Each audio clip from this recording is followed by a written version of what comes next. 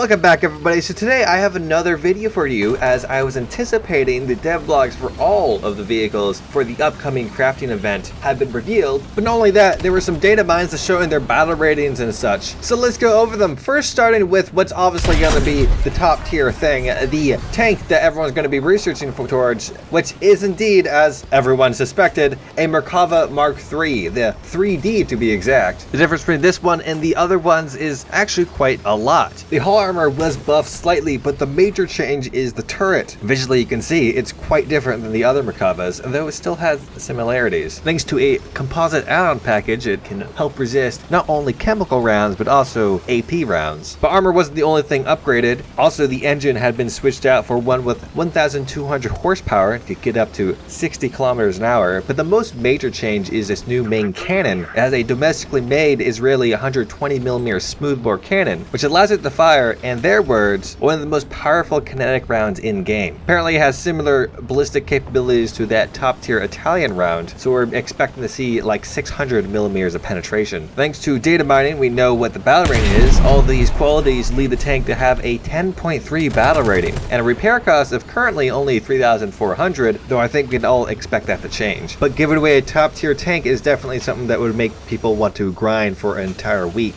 like there's no tomorrow. The other vehicle we didn't know it was coming is a bit of a disappointment. It is a Cologne class frigate, and from my examining, it looks to be almost exactly like the one that we currently have in game, even having the same battle rating of 4.7. However, the main difference is that the current one in game has a repair cost of 30,000 silver lions, while the one currently from the data mines, it states, will only have 3.41 thousand. Really, I wouldn't be surprised if these data mined repair costs were changed when they were available to everyone, like they did with the last event vehicles. So if you're grinding out the German naval line, this would be definitely very helpful to get through. But besides that, it's really just a copy paste, so I can't see a whole lot of interest in it. The aircraft coming, the Bereznyak-Isayev, which Gaijin seems to be only calling the BI, not putting a number next to it. As I was assuming, this has quite a low battle rating for a jet-powered aircraft of only 6.7. I'm very curious on what speeds it's going to get. If it's very fast, it could warrant a 6.7 battle rating. But if it's average or even just above average, I don't think it's going to do that well. In comparison, we have things like the Kika, which is a pretty good jet. Also has a 6.7 battle rating, not the fastest out there, but also has 100 rounds if you have fully researched the new gun, and it fires 30s, not 20s. So in comparison, this thing is looking kind of trash. However, it's probably going to end up being trash. Let's think about it. Only 2 minutes to fuel. Really, they're adding it because it's a meme. It's the one vehicle though that I actually am looking forward to in this event. I'm also slightly looking forward to the half track, but this one more so. Speaking of which, let's talk about the half track, or the SDKFZ 251/10, which is a half track with a 37 on the back. That's really all you gotta say. According to Wikipedia, the max speed of this half track is 52.5 kilometers an hour, but it probably takes a while to get up there. Repair costs shouldn't matter, and the gun on the back is the same gun on the Panzer III-B, which with APHE has about 47mm of penetration, but with APCR has 86. And of course, because of this, it is 1.0. Honestly, it probably also isn't going to have much armor, if any at all, so I think it's going to be kind of terrible. It looks cool. I'm glad to see it in game. There were some people saying that since it was a mass-produced vehicle, it shouldn't be an event vehicle. It should be in the main tree, but like, dude, this thing isn't going to help anyone at all with anything, but it definitely will be fun to play. Overall, though, these event vehicles aren't exactly the most exciting. Like, we have 2 other Merkavas. I guess the new one is kind of cool, especially if you like Merkavas, but 2 German vehicles, a Russian jet, and a US tank is like the most generic event vehicles you could get. I was hoping for at least one of the non-big 3 nations, but I guess Gaijin just didn't have it into them this time. A lot of people have been criticizing them on that fact, and I have to say that Gaijin's response to the criticism is really weak. Sim10AP stated, the issues surrounding other nations such as Italy, France, Japan, Sweden, and even more so China is that they have much more finite pool of vehicles to add anyways, let alone for event vehicles. This right here is absolutely complete BS. Perhaps you could argue it for Japan or Italy, but France and Sweden are first world nations with their own standing armies, and China has been emerging as a superpower within the last few years. This statement only applies in War Thunder, and that is only because Gaijin's laziness to add vehicles to those trees. It actually has taken me more time to make this video than it did for me to search up random tanks that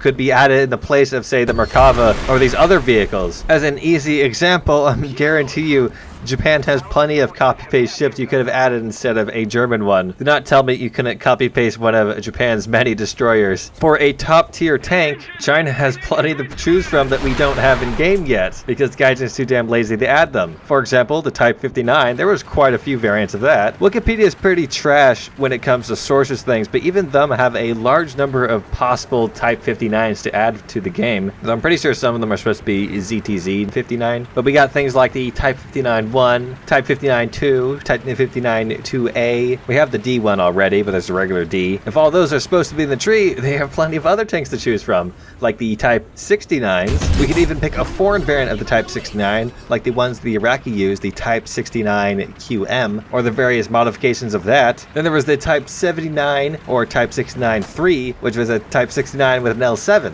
Beyond that, there's still plenty of other tanks to choose from, like the Type 80s or the Type 85, maybe even one of the Type 96s. China only seems to not have many tanks because Gaijin has failed to put them in the game. Each variant I'm naming has a number of modifications of its own. Plenty of room for event vehicles. And if you don't want Chinese tanks, why not British? You could even give them the Mark IV, which is intended to go to Israel, or one of the variants that were supposed to go to Iran. Why not get a little weird and add the Chieftain 900? And if you want something top tier, what about the Challenger 2E, which was apparently some sort of export variant that unfortunately failed. And I could go on. What about an Italian Leo for the event vehicle? These nations aren't too small for event vehicles, you're just too lazy to find them. Oh, the real reason actually is because they won't sell. You need to sell everyone the hyped up German vehicles because of all the wearaboos. Which, you know, actually I'm fine with that reason, but I just wish you would say that instead of some BS about nations being too small. Anyways, that's that for this subject. We should get the details for how we're gonna do the event sometime in the future. Thank you very much for stopping by. A big shout out to some pretty cool people out there, patrons and YouTube members. War Thunder weekly news videos every Friday, streams every Saturday. I might add another streaming date, maybe. But random videos the other week, so be sure to hit the bell icon to be notified anytime I upload anything. Thank you very much for watching. I hope you have a fantastic day. In the terms of bonus news, I've already talked about this, but the Jaguar tank that was a joint venture between the US and China, the tank itself was actually kind of disappointing if you look at the details. It had no composite armor. That was all, I guess, for show. Perhaps they planned for a composite to be put there, but it's just a shell. So as cool as the tank is, I don't think it would be a very good event vehicle, especially because what tree would you put it in? Majority of it was made in America, but at base level it's a Chinese tank.